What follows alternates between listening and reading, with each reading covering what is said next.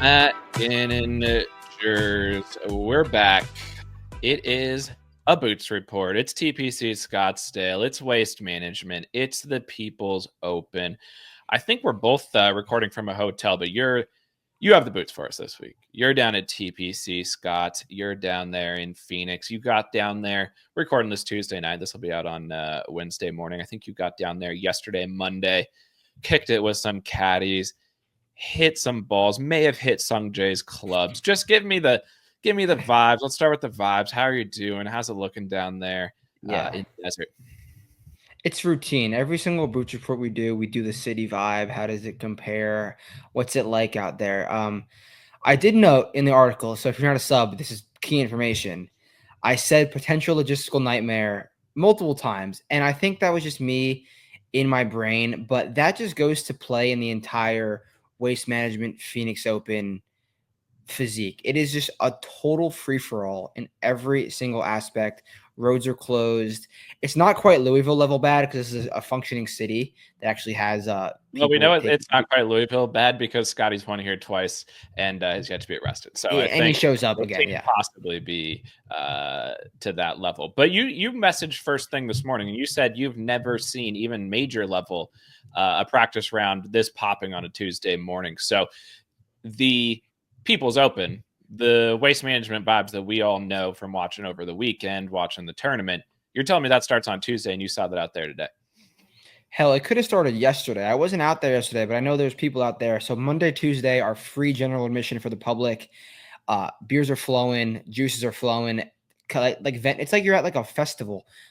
There's a ton of vendors, a ton of great looking people. It's just there's literally clubs on hole 16 and 17, like called like the Sky Club and like the Avix Club, like DJs playing extremely loud music, people dancing. No one cares about golf, but no one should care about golf this week. This is the party. This is Arizona State. This is the People's Open, and it's Tuesday, and it was absolutely electric. I can't even imagine what it's going to look like over the weekend. I know we've seen videos in the past, but so far as advertised, Phoenix, I really do like Phoenix. It's a cool little place, and the weather's beautiful, and it's the Waste. It's as advertised. Since the vibe is so popping, for lack of a better word, on a Tuesday practice round, we'll obviously get into the details on what you saw out there today, your general thoughts about the course, the general guys that are catching your eye, or even guys that didn't catch your eye and you're leaning one way or the other. But having gone to all these practice rounds with that vibe happening, does it have any impact on the practice rounds? Does it have any impact on what guys are doing, how they're practicing, how they're interacting? Like, you notice anything? I'm just thinking, you have that crazy vibe on a Tuesday practice round. Anything different? Anything stand out versus what we've seen before? Well, I mean, guys give it back to the fans more here than they do at any other place because they're already unfiltered. Like people are drinking and people are just, even if they're not, people know that they could just shout things, and obviously some people ignore it. But I think this really shows to what you were saying in the past and leading up to this week. You have to be able to like take it and either run with it or totally like ignore it. You can't be in that gray area of like letting it affect you, or you have to run with it, give them a thumbs up, like just go with the crowd, or just. And I saw both ends of it. I saw guys being like feeding back into it, giving the crowd thumbs down, and then other guys just acting like they were hitting a golf shot in a dome, like with no one there. It sounds to me, that GIF. It's a graph with like a normal distribution, and on the far ends are like the super serious, in the middle is like the person freaking out. So you're saying you either completely ice it out, you're just like in your zone, or you're all in buying into it, but that middle ground is where the problems lie. Yeah, and I definitely saw guys on both ends of those spectrum who I like use as a plus in my handicapping going forward. Like, this guy's going to be dialed. He doesn't give a fuck about what the crowd's doing, or this guy's going to ride with the energy and it's going to boost them up. So, there's definitely two ways to do it. And I think that is a big key this week because, I know we have a ton of data on TPC Scottsdale, but we don't know who's doing what in the practice rounds. We don't know who feels what in the practice rounds. So we're there trying to give you that information. And also, course may be playing a little bit different than it has in the past because it's weather has been different than it has in the past. So I do think there's a ton to gain from these 2 days, 48 hours on property leading up to the tournament. And we'll see how it pans out for sure. Yeah, and I think that leads in perfectly to what we always say with the Boots Report. The Boots Report is an additional data point to add into all the other data points that exist at the course, and as it's been for both Century boots and Sony boots, and it'll be this and probably some of the more boots going forward. I'm going to get back out there for the majors, obviously, but I'm a consumer of the boots information this week, and I'm taking it in from that perspective, and I count down the hours until the Boots Report gets submitted because I want to see how's the course playing, who looks like they're vibing, who's not vibing, and ultimately that's one data point to add to all the other data points. I'm also looking at the models. I'm also crunching the numbers like I normally would on any other week. The Boots Report adds that extra layer to factor into your decision makings. And if you're listening to this on YouTube or Apple or wherever you get your podcast, Spotify continues to be a disaster, but we're going to get it figured out at some point. Toss the like and subscribe on there if you are a free consumer of the content. And then if you want that next level of detail, if you want articles and models on the PGA Tour, on the DP World Tour, on Live Under the Lights, and write-ups on the LPGA. No models yet on the LPGA. Extended Risk is letting me know there's data issues, data integrity problems with the data from the LPGA, but maybe at some point in the future we get some models dialed. All that's up on the site. It's $9.99 for the weekly. It's $34.99 for the monthly.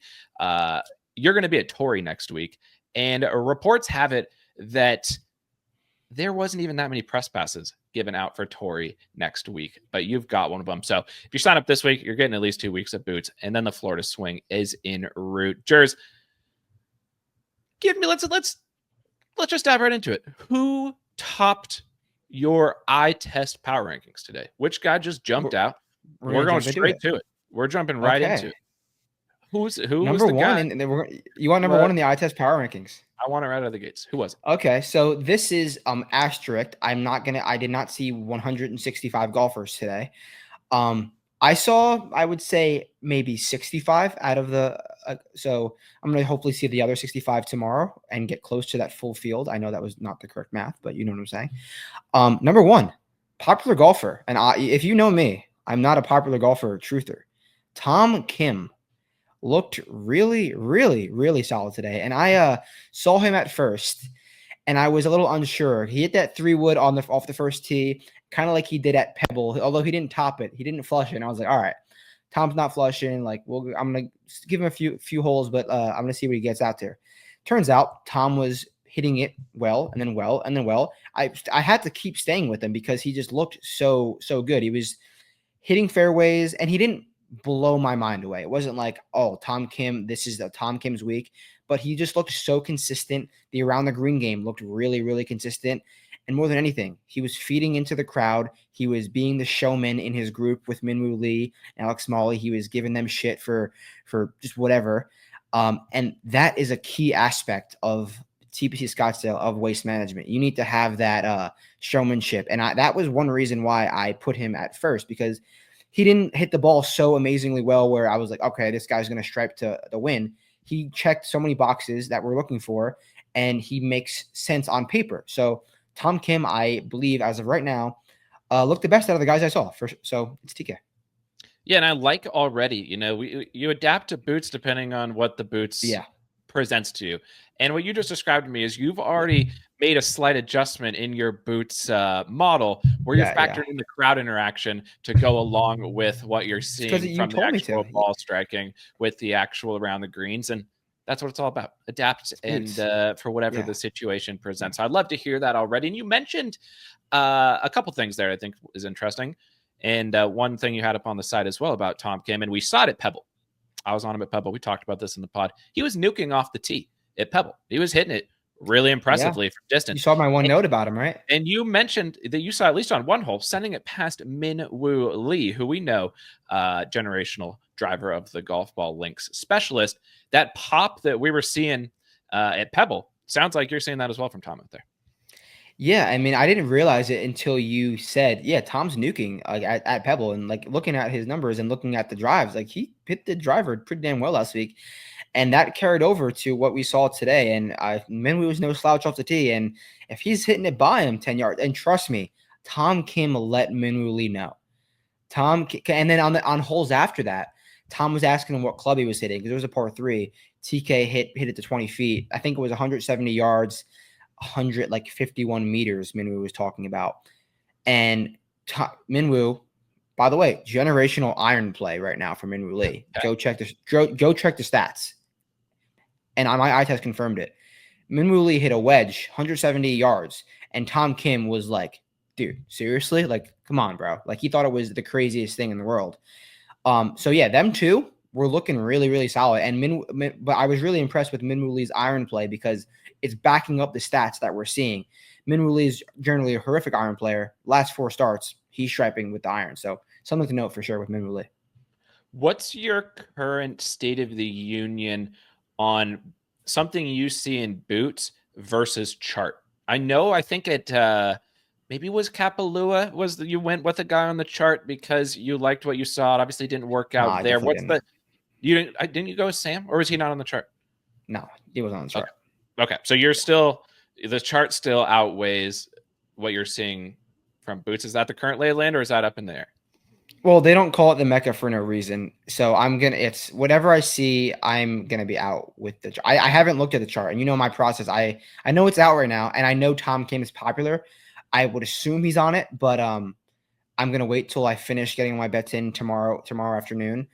But yeah, so the chart outweighs everything. I can live with being wrong about a chart winner because it's just the game I play. But yeah, so I'm out on chart guys for sure. All right, so that lives on. I think that's important to assess. I needed to hear because Stick to my roots. In the odd chance that you ever overrode that and did bet someone on the chart, it would be I'd have no choice but to tell you because it would be such a meaningful statement of intent. But we talked about a couple of things there with both those guys, the driving and the around the greens. We talked about in the podcast on Sunday that there's a variety of different ways to find success at TPC Scottsdale. Historically, we've seen guys win with great driving. We've seen guys win with great putting. We've seen guys lose strokes on approach in the win. We've seen guys gain a lot on approach in route to victory. And that's why I was kind of interested to hear from you how the course is playing. Which one of those paths right now is the one that's jumping out to you as the most interesting or the most compelling, knowing that probably there is a variety of ways to go here. But based on what you saw today, what are kind of the key stats or something that maybe jumped up a little bit higher than what you had thought going into the day? Yeah, usually for these weeks when we get there, something jumps, like something we go into the week might not translate, but it's usually one thing, like you need to do this. And at Waste Management, we both talked about like there's a variety of ways to do it. And I think that really stands because the greens are soft. You can stick a ton of shots, but also if you miss in the wrong spot, you're going to have some dicey chips. And I saw golfers hit some really good shots. I saw golfers make sure they were practicing their chips because they know how important the around the green is. And usually at these weeks, guys are doing one or the other. Guys are, if they know the rough's not an issue, they're going to put their ball in the fairway. If they know that the around the green is going to be super, super tough, they're going to just do a ton of around the green stuff. Guys were doing a ton of things. So that tells me stick with your gut. Go with what you think. You want guys who are going to flush? Go with guys who are going to flush. You want guys who can get it up and down? Go with guys who can get it up and down. There's definitely multiple ways, and this is what makes TPC Scottsdale such a unique venue on a yearly basis and why it creates such a great leaderboard, a leaderboard of different styles of golf. And that definitely translated into what I saw today. So I'm going to probably go with an array of different styles of golf with one key aspect, and it's going to be driving distance. It's important here every year, but amplify it, softer conditions in the fairways. And the fairways are holding balls. They're not very wide, but they're holding balls. So you got to bomb it for sure. So there's a variety of angles to have success. Like you didn't see any one style of play where you're like, this style of play has no chance this week, or if you're not doing this, you've got no chance. Like balance, but ultimately the one that did rise up maybe above the others based on what you saw because of the fairways. And I think something you mentioned too about the rough, like the rough gradually gets deeper as you get further off the fairway. And my kind of take from at least what you wrote up was that like a bomber who's off the planet, that's going to be problems. But if you're a bomber who's like not accurate, but you're just slightly inaccurate, like you're minus, we use data golf, you're minus like 3 to 5% with your accuracy versus the field average. That guy is kind of the angle that you're targeting.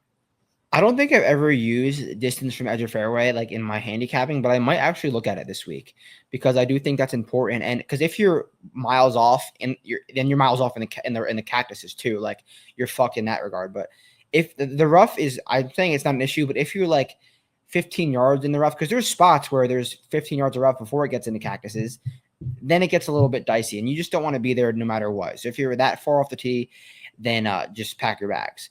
But I mean, like I said, I think there's going to be like different styles of golf in here, but the way that it's soft this year, I do think the winner is going to be a guy who really gains in the driving distance regard. Because yeah, sure, like a Charlie Hoffman can mint fairways, a Bryce Garnett can mint fairways, but there's those 2 or 3 golfers who are hitting fairways while being long or just being longer over 72 holes. They're going to have that many more wedges and just make 2 more putts. So I think that winner comes from the bomber regards. Yeah. And I think that's compelling because, you look at the history here. Nick Taylor wins last year, obviously not a distance guy by any stretch. Scottie hits it far, but he's not necessarily somebody that we consider a bomber, but he definitely hits it further than. Would you call him a positional bomber? Because I think I'd call him that. Positional bomber plus, I think, is how we would. That's right. Refer to Scottie. Brooks, obviously distance guy, but Webb more positional guy. Fowler kind of falls in between. We know Gary's a bomber. So based on what you're seeing with the conditions, we've seen a variety of winners here. You're going to twist that knob towards the distance side versus some of those other angles. And we'll see how that turns out for you. And that's the perfect thing about boots as being a consumer of it. Now I take that information. When I go look at the guys I'm thinking about betting, I haven't really pulled the trigger on too many guys yet.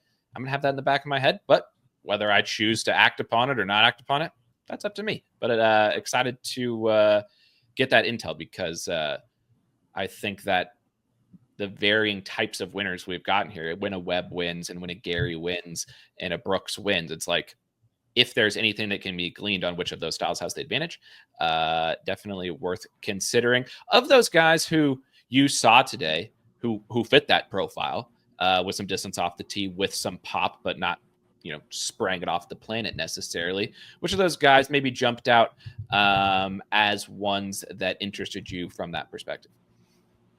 Yeah, there was definitely a few guys who fit that mold, and there's a few guys that I really want to see tomorrow. But a guy that's been playing some good golf of late, it's Lee Hodges. And he has some sneaky speed off the tee. I liked what I saw with his driver. He's been playing so good, and he's minting top 15. So I think Lee Hodges is in for some good golf as well. And then the first time I've ever seen him was this week in person, Luke Clanton, as advertised. And I was talking to some caddies last night. Shout out David Geis, caddy for Bud Cauley. He said that this kid is unreal in terms of IQ, maturity. And it's something that we've talked about in the past with Nick Dunlap. I saw it with my eyes today. Luke Clanton is as advertised, hot take, and man, can this kid drive the ball?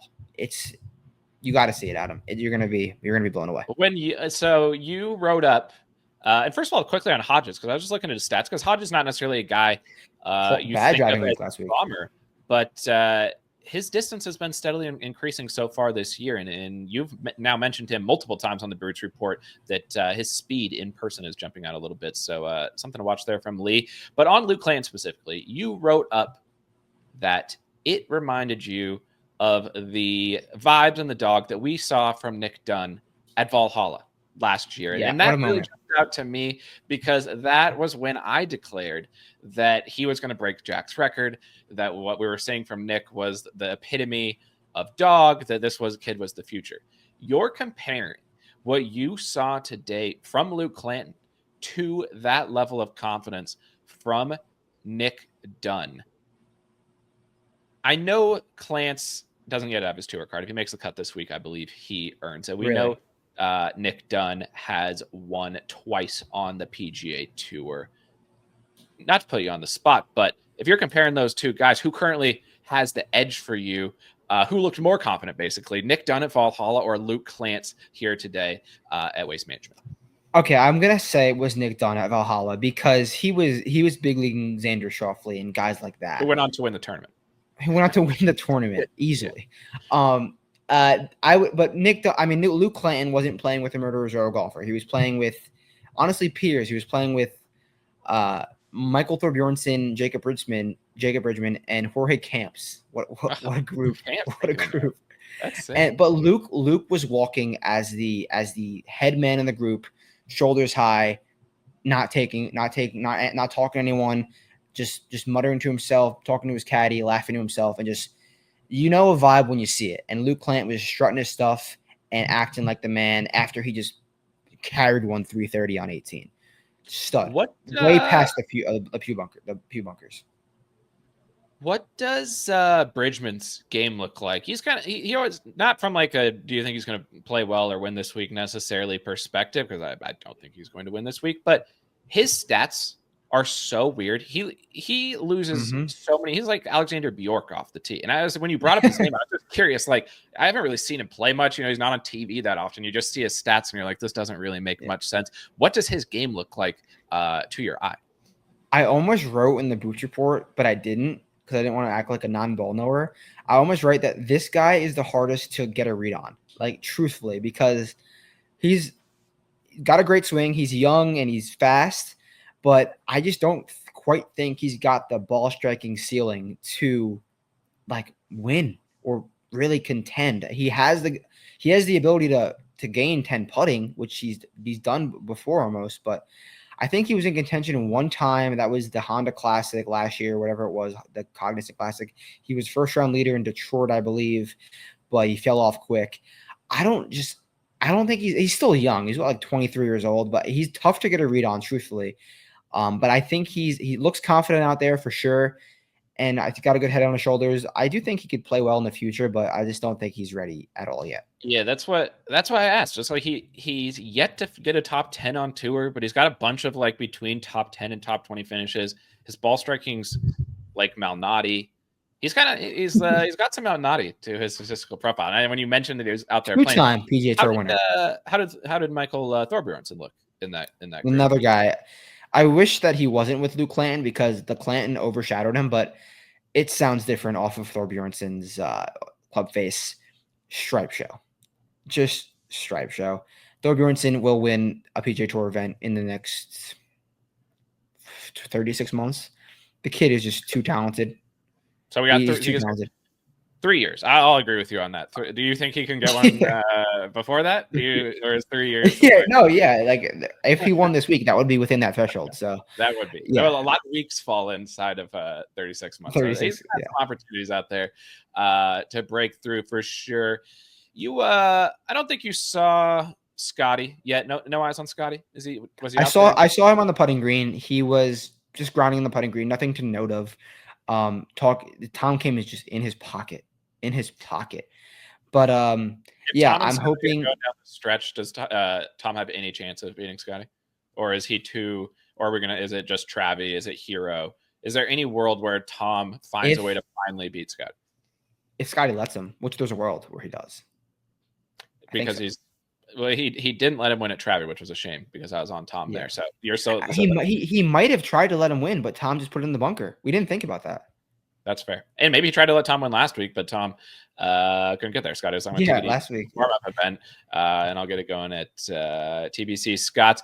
Deki, classic Deki report. I even wrote it up finally on the site. Every time you give the bad Deki report, I'm adding in an editor's note that actually is a positive, because the worse Deki looks, the better that he can. I really hope I don't see him going tomorrow. I really just don't want to see him. JT, any signs of JT out there? No eyes on JT. I didn't like Scottie. I saw him on the putting green. JT, Sam Burns did not see. They're two of the big ones tomorrow. Them two and Akshay are guys I need to see tomorrow. The next guy, and because I just pulled up the odds board, and that's why I brought those guys up. We need to have a conversation about this player, Sungjae. You spent some quality time with Willie yesterday.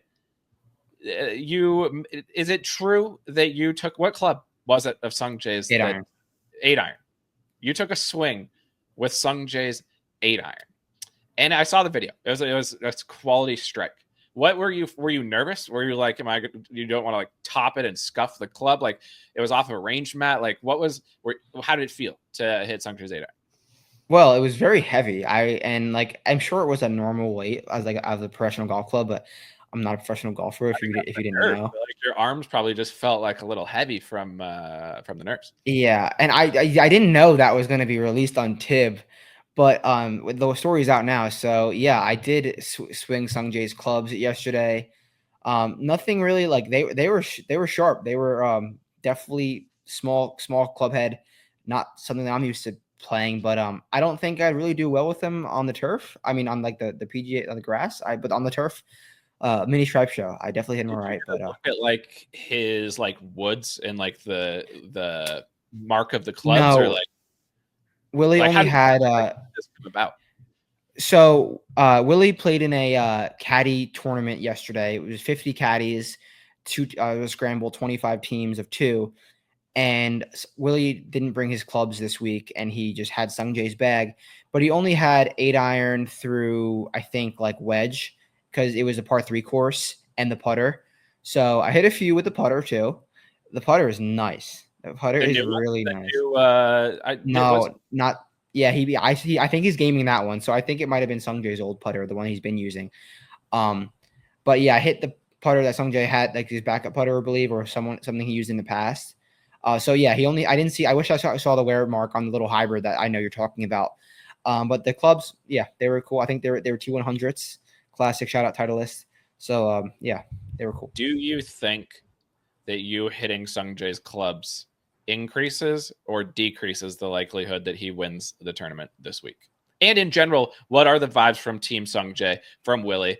Is this a week where Sungjae picks up a big victory? He's not won an event of this caliber. What are you thinking there? A lot of my life has been strokes gained dog. I've done a lot to get to any spot in my life, school, sport, just everything in my life, dog. So I think it has to help. Just give him 1% of that. Like if I'm touching clubs, if any of that rubbed off on his 8-iron, yeah, it can only bump up his dog. because we know you can give dog. Like we saw it at the Wyndham Championship firsthand with Billy Horschel. If you don't know what I'm talking about, go watch the pod, go watch the replay of the final round. So yeah, I do think that definitely increases his chances to win. But I still you're not trusting Sungjae on the back nine if he's tied with anyone of note. It's No. like if he's gonna win, I think he has to finish before the leaders. Something catastrophic has to happen. Sepp Straka at PGA National. That type of where the rain comes out from nowhere. Yeah. Like the only rain of the week just appears in the desert and takes out the leader. But that's what we're all about here. You're boys with Willie. You were hitting Sungjae's clubs, and you're still willing to give the take that the dog's not there. That's the honesty that we will continue to bring to the pod, no matter how many players, no matter how many caddies become friends of the pod. And you were around a lot of caddies yesterday at the par 3. You met a lot of them. You chatted them up. You talked about Vincent. You talked about Boots. Any purely strokes gained caddy? Anything not related to the player at all? Is there anyone that you boosted in your mind because you got such good vibes from the caddy event, or just guys that you met who you were like, I like these guys. I'm bumping this guy up in my head because of it. Yeah, that's definitely Sam Stevens.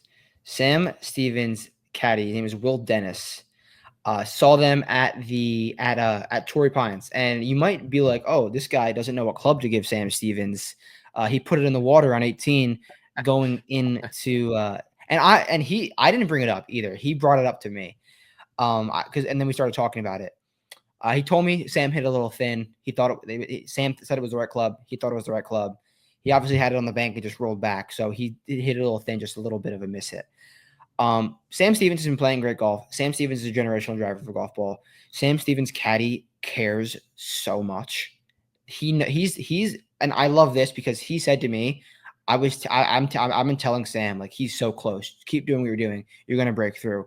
And that's something that I would say to my golfer. That's something that I would say to like a guy that I have high hopes in. So that's big strokes king caddy.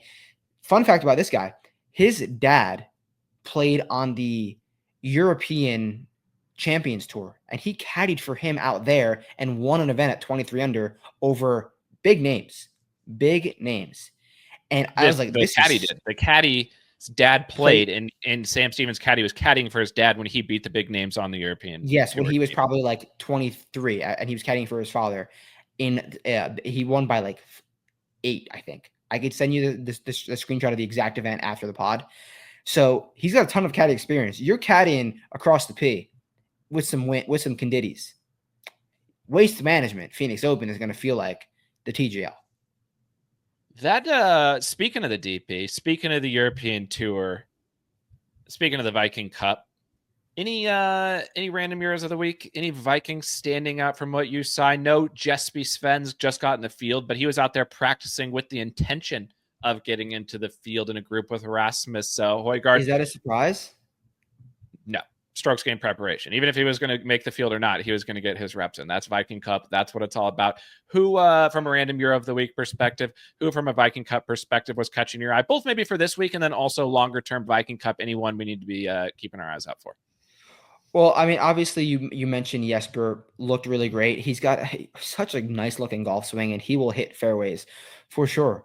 Guy who I was all over last week, guy who is a winner. I know we talked about him last night. Shout out Tap and Birdie. Great guys over there. Rasmus Højgaard looks the part we saw last week. He's hitting it well, and the dude can really, really putt the ball. And he looked better than his brother Nikolai. They all played together. It was such a freaking cool group. Are you able to tell them apart yet? Yeah. Oh, yeah. It's easy for you. You got it. No, I think you can too.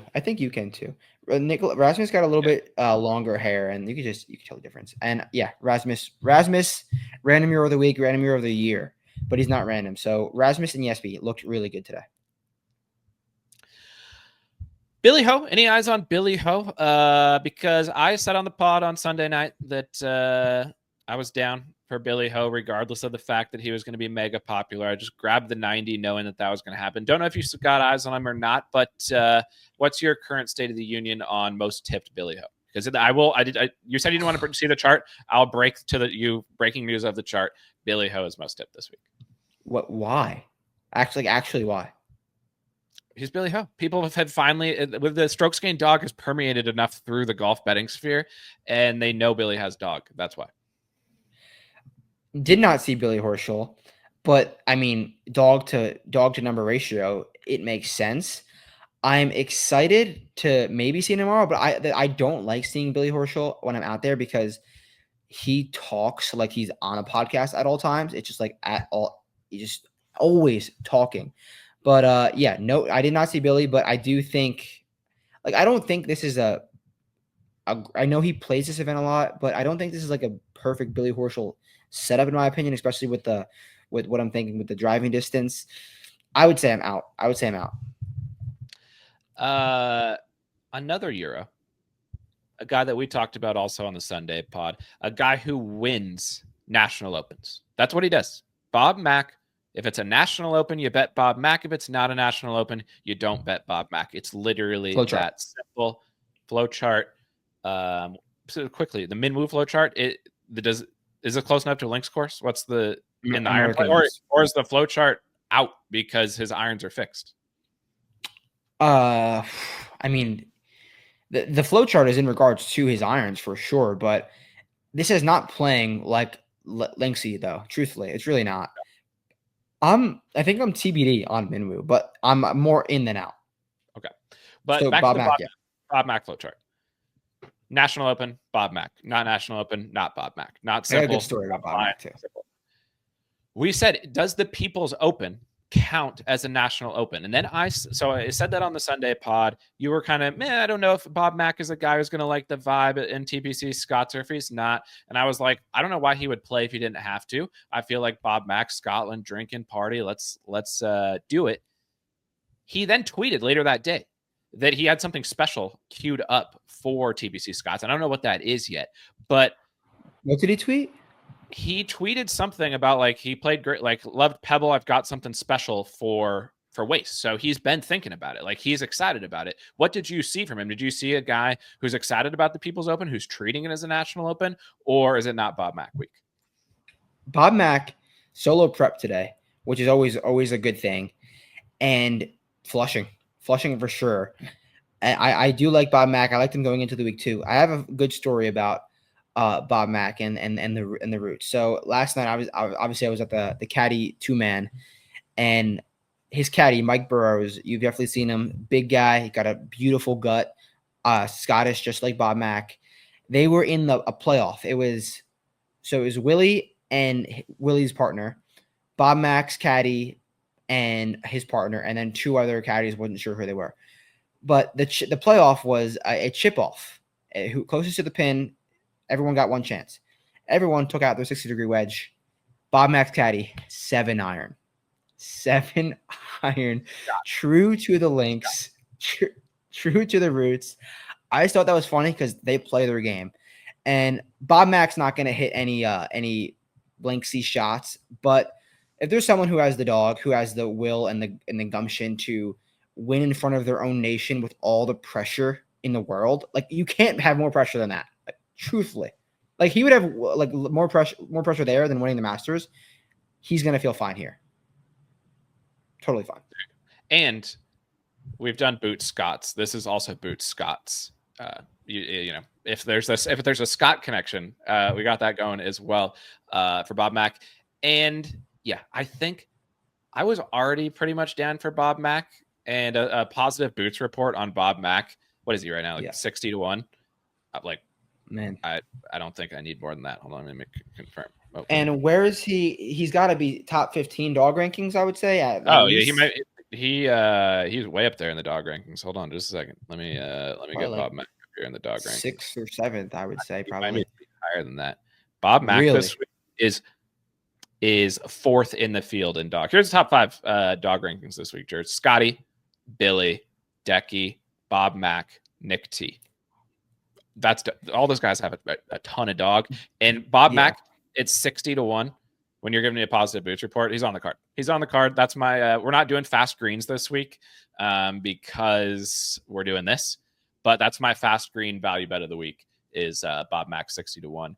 People's Open, National Open. You bet Bob Mack at the National Opens. You bet him at the People's Open. Who else? What status at Harry Hall? What's hats Harry Hall wearing this week? Does he still have hat or not? We should do a Discord channel. What Harry Hall hat watch? Harry Hall was wearing the straw hat for the first 3 weeks of the season in the practice rounds. He's back to the Payne Stewart, Bryson DeChambeau hat, which is huge for him. He needs to be in what's comfortable for him. Harry Hall looks like a confident man. Harry Hall's a Vegas man. You said it on Monday's pod. Comp course, Shriners. He's a Vegas man. He plays that course. He knows that course. Get him over here. Desert Golf. He's got the Allegiant bag. Shout out Las Vegas Raiders. He's a company man now. He wants to win. He wants to win money, and he looks the part. He's a towering man too. Confident. Working with Butch. Good things are coming from Harry Hall. I think I bet Harry Hall one time ever, and that was at the Black Desert where he played well. So I'm down for him. I was on him that week too. Yeah, he almost had the first round lead, and then he hit in the rocks and tried to hit out of the rocks and fucked it up. And then kind of after that, and then Matt McCarty won. And McCarty's a home game apparently for McCarty is what I'm hearing. Yeah, home game for Matt McCarty. He's an AZ guy. Not great. Did not look great. He hasn't looked great since he won because he stopped practicing. And I actually talked to Will Dennis about that. About like guys not playing when they're hot. Just like you get a little ego. Yeah.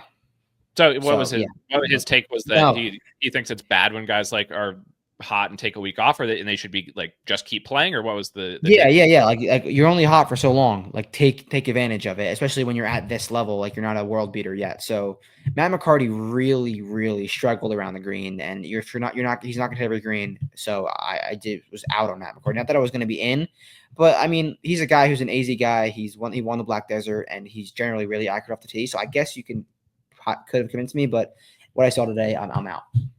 Here's what we're going to do. We're going to talk about the final guy for today's pod. And then I got a few more Scottsdale related questions for you. And we don't want to skip ahead. Well, so, we save that to the end to the skip ahead. People don't get upset so that they can hear about the guys. Everybody else up on the site, everything else up on the site, the models, the normal articles, the DFS picks. Vincent, he doesn't have boots. Vincent operates in the ether. That's where he comes up with his ideas. He doesn't need to see the boots report. All that's up on the site. And I thought about it, because you have a bet that you've placed that is outlandish. And I thought to myself, do we save it for the site? I mean, it's not going to likely win, so it doesn't like it's there's that's fine. Or if it somehow hit, we have to have video evidence talking about it, because somebody might say you added it to the site afterwards. They'll come up with, we need video evidence. We need this cached in the YouTube. We need it in the cloud. Tell the people what you saw and what you texted me and why you placed Davis Riley, PGA, two-time PGA Tour winner, 1.5-time PGA Tour winner, 1,000 to 1. That's your bet of the week. That's your fast greens bet of the week. Davis Riley, 1,000 to 1. Yeah. I'm just going to read it verbatim from the website. Davis Riley playing from the fairway, period. Davis Riley minting a wedge and giving it a saucy club twirl, period. Davis Riley beat 5 on a very difficult golf course. Beat Scottie by 5. Davis Riley beat Scottie by 5 on a very difficult golf course. Davis Riley is 1,000 to 1. Dog to talent ratio, you don't ask questions. 1,000 to 1. We talked about 1,000 to 1 bets on Sunday with Ballister. Did you get eyes on Ballister, by the way? Any sign of the local? No. I'd love to get some eyes on him tomorrow. He's some eyes on him tomorrow. But Davis Riley, 1,000 to 1. Dog, he beat Scottie. He beat Sepp. He beat Keegan. All other guys high on the dog rankings. So before you said any of this, before you texted me this today, I was updating the dog rankings for this tournament on Sunday when I was making the model. And there were some guys I needed to take out of the dog rankings. I don't remember who I took out, but there's a few guys where I was just like, no, I'm not doing it. You're out of the dog rankings. I don't want you in here anymore. And I was like, who do I put in? And then I remembered our Davis Riley conversation and the fact that if you're that bad at golf on most weeks, like you'll finish last place half the events of the year, but you can actually win when you play well. He needs to be in the dog top 50. I put him in, and for you to text me this, I mean, 1,000 to 1. It might be destiny. 1,000 to 1. And you remember Davis Riley, when he did beat Scottie by 5, he came in off, I believe, 6 or 8 miscuts, and he popped for one of the greatest ball striking, one of the greatest strokes gained total performances, because he beat the field by 5. You pop when you pop. Do you think he's more likely to win or finish last place? Win. Okay. Because most weeks, last place is much more likely for Davis Riley than winning. So we'll see. We'll see if people come on here when Davis Riley ends up missing the cut and choose to talk shit about 1,000 to 1 bet. There's really only upside here on the 1,000 to 1 bet. Only good things can come from it. I'm excited to see how he plays. I'll probably not be. I'm tailing this bet for sure. And I doubt I'll have tracked harder on a Thursday than I'm going to be tracking Davis Riley. Because if he could be up near the first round lead, if he ever even showed his face in the mix in any way, shape, or form, it would be so legendary that it's fun to have a Boots thing to really care about going into the event. And it's Davis Riley this week, 1,000. Roll damn tide. It's Davis Riley. So that's the guys in the field. We're going to do a few minutes on just waste in general. Talk shop. Everything else up on the site for those who are looking for more guys. What if you stepped on 16T today? Did you go to 16 today? Did you see the hole, or were you not able to? Oh yeah. Okay, you got inside. Oh, I sure did. What? Yeah, good. Check out your tweets. Check out Jersey's tweets for more information about the 16th hole today. But if you had stepped up onto the tee box, I know you couldn't, or maybe a question: how big was the crowd? Was there any crowd? Was there anybody there? Oh yeah, there sure was a crowd. It wasn't filled up by any means, but much bigger in person. It's a true Coliseum, like they say. Really, really damn cool. I got to send you a video that I took from the top. We see it on TV every year, but really cool to see in person. And it is massive. There was definitely a crowd booing and cheering after every shot. Okay, that's good. Because what I was going to ask you was, where do you think you would have hit it if you had to step up onto the tee right in that moment and stripe? And maybe if it was the full crowd, what do you think? Would you feel the pressure? Would you have stuck it? What would the situation have been? Fat, probably. Hopefully get it over the sand, the middle sand. Oh, the with the desert sand. That's yeah. I would hit it fat, probably. Okay, so you or disgusting hook, maybe kill someone. Like hard left. Well, I forgot to say this about Davis Riley too. I think it helps his chances. There's so many people in grandstands, gives him something to bank his OB shots off of back into play. And all it could take is a lucky break or two to snap him into dog mode. But which do you think is a harder shot? 17 TPC Saw, or I mean, obviously the penalty for missing a TPC Sawgrass is higher. Yeah. But which felt like a more difficult shot now that you've seen both in the flesh? 16, I would say. Really? Pressure, I think is harder, and it's a longer shot. Like at the core, 17 is one. And everyone will say it. 17 at Sawgrass is a really easy shot. It's just like the moment. Yeah, especially with no wind. Like when the wind picks up on 17 at TPC Saw, it's difficult. But we were there we saw both wind and no wind. When there's no wind, it's kind of just a chippy wedge shot that if you just keep your head down and swing, it's probably fine in the green. Yeah, and like it's obviously if you miss that green, you're OB, but it's a tough up and down too. So there's pressure around 16. I do, and it's just simply longer. I do think the 16 is a harder shot. What is your general takeaway about TP Scotts as a course? Because I think it's a course that people, it's fun. The tournament of Waste obviously is a memorable event. It's fun. People watch. 16's fun. 17's memorable. Even 18's memorable. I think they drive it too far now on 18 to really make it. Oh, they do. They really do. They just nuke it over. Everyone was nuking it over the bunkers for the most part. Like even guys who weren't that long, even if they weren't, it was like no more than a flip wedge in. It was a pretty easy hole. You have the looks better on TV monitor. So like where Scott's fall just as a course overall? Did you like it? Did you think it was cool, bad? Right. So this is probably going to be an unpopular take, but I said this on Monday. I'm like out on the party scene. I'm out on trust me. I love to have a good time and go out. On Instagram, you'll see it. Like you like follow Jersey. Instagram. You and Matt Fitz. Yeah, but I'm out on like that at a golf tournament. I will say I really like the front nine, and Michael Thor Bjornsson's caddy, as soon as he got on the 10T, was like, the back nine is so much cooler than the front nine, which like that is the popular take. The back nine has all the cool holes, all the people. The front nine is like you're in like a neighborhood kind of, and you're in like backyards, like a normal PGA Tour event. Normal, if you've ever golfed in Arizona, that's what a lot of the courses down there like, is what the front nine's like. Yeah, I mean, visually nice course, very pristine. Like I said in the Boots report, whoever like first invented TPC designs, architectural gems in terms of golf tournament watching. Yeah. It's set up so well for those things. Yeah. So well. So it's a great course to watch a golf tournament. It'd probably be a really, really fun to play, but visually it's so narrow. Like amateurs would be lost just because that intimidation factor. It's so narrow. Obviously it might not play that narrow, but it really is narrow. Like visually it looks like testing. It's the opposite of Valhalla. The opposite of Valhalla, truthfully. Xander's played good at both. Xander played good at the TPC Scotts before, right? So there is still Valhalla TPC Scotts crossover, despite the fairways being on the exact opposite side of the spectrum. Yeah. Anything else you got for the people? Anything else boots related? Anything TPC Scotts? Any good stories? Have you had Mexican food? I mean, what's going on down there from a just in general perspective?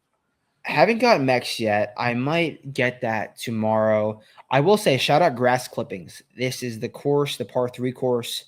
They have tee times till midnight every single night. It's an 18-hole par 3 course under the lights. They have, you can, golf carts, a 4-man golf cart. You go with your buddies. Electric. Bachelor party heaven, which I said I'm going back to Arizona in like a month or two for a bachelor party. We already have it booked and on the schedule. This place is so damn cool. It opened up like they were the guy that I was with last night was giving me the whole rundown. His name is Matt Cook from the I'm gonna get his podcast name before I because he shouted us out on his podcast, so I'm gonna get the right name. Pull Hook Golf. It's called Pull Hook Golf. They do unfiltered golf, really cool general golf podcast. But he's a local. He was giving me the whole rundown on this place. They just opened up. They bought it out and they're making it this like cool night golf spot. They have a brand new bar, top tracer range with like lounges. You can buy like an hour of unlimited balls, like a cool Top Golf with a full course. Vibes off the charts. Here's a question for you. Do you think that being at the caddy thing under the lights helped you prepare to make picks at LIV Riyadh? Yes. Sadly, I got the pick. My picks for LIV Riyadh were in on Sunday, but as I was walking there, they only got stronger. The problem I ran into with LIV Riyadh is I bet half of my bets on different sports books, so I had to go on ChatGPT and make a model of and how to cross over the odds and get what odds they turn into and how much I had to wager. Stayed under my threshold, so it was good. I was really stressed out about it because I got limited. But I think it would help with the LIV Riyadh results. Does that start Wednesday night, Thursday night, Friday night? So I had to dig deep because I was trying to figure out. We've got so much content to get up on the site this week, all the different tours, all that stuff. I got other stuff going on too. You're doing boots, like I was trying to time stuff out when we're going to do stuff. It took me a solid 15 minutes to figure out, does the tournament start on like our Thursday or their Thursday? Because they're teeing off at night. There's the time zones. I'm not convinced I currently know for sure. I'm pretty sure, I would say I'm 95% confident they're teeing off. It's going to start on Thursday morning here. So like West in Pacific time zone, it's going to be like 7:15 a.m. on Thursday. So it's going to be a Saturday morning finish for LIV. And we're going to be in SF and we're waking up to watch. Yeah, you're going to be here to watch the DP LIV. We're going to be tailing LPGA, obviously, because Extended Wrist put up a historic write-up. Extended Wrist write-up is on the LPGA, life-changing. And then, obviously, Waste, and then the Super Bowl. But waking up on Saturday morning for LIV Riyadh final round, I'm hoping we got guys in the mix. Yeah, I mean, my card is done. I'm sure yours is going to be done very soon. So I'm excited for LIV Riyadh, and I think I got some juices flowing from being watching a full 9 of Under the Lights. So it's beautiful. Well, Jers, that's a great boots report. I've said this to you many times, both on air and off air, but I appreciate you. I appreciate the how many steps? How many steps was it today? You were in Vans. I have one running shoe. I have one boot shoe, and I left the other one at home because I put one in my golf bag. It didn't fit. I meant to put it in my suitcase, and I forgot. So I wore Vans. I think I'm gonna wear my FootJoys tomorrow because I'm still on the struggle bus because with my back right now. And of course, you know how I am. I woke up at 5:30 a.m. No, I had a leg day in, so it's 4x8 back squats. 4x8 back squats before the boots. Probably not a good idea. And I did it in Vans, so I have to have some good rest. The fact that you hit the gym so hard before boots, that's your thing. Like every time we've done boots, I'm sleeping. I'm trying to get as much rest up as possible. And you're like out the door at 5 a.m. to hit the gym or do whatever. And what I was thinking was that, first of all, we appreciate the sub so much. And the fact that this has been growing and you've started to hang out with the caddies, get to meet the players, all those types of things, building those relationships is amazing. We'll know that you have truly, truly made it in the boots world when you get invited to work out in like the trailer that's on site with the players. Like when you get the invite at 5 a.m. to hit the trailer and lift with the players, that's when you will. That'll be with Carl. Like Carl will be my hookup for that because he's hitting it every single day. So when Carl gives me that hookup, I'll definitely be there for sure. That'll be the sign that Boots has made it. That might actually be when we end Boots, is when that will be like the peak and it'll never be beat, and we'll retire Boots at that moment. But we appreciate everyone. If you've made it this far into the pod, you're a supporter of Boots, you're a supporter of events, and we really, really appreciate it. No matter if you're free, listen on YouTube, listen to the content, follow us on Twitter, or if you're subscribing, getting that next level of detail, hanging out in the Discord. We appreciate all of you, and we're excited for this week at Waste Management. Everything will be up on the site tomorrow, or when I guess that will be today. When you're listening to this on Wednesday, Jers, best of luck, and I'll see you before the weekend even comes, so we can sweat everything together. Let's have a weekend, massive one. Go Eagles.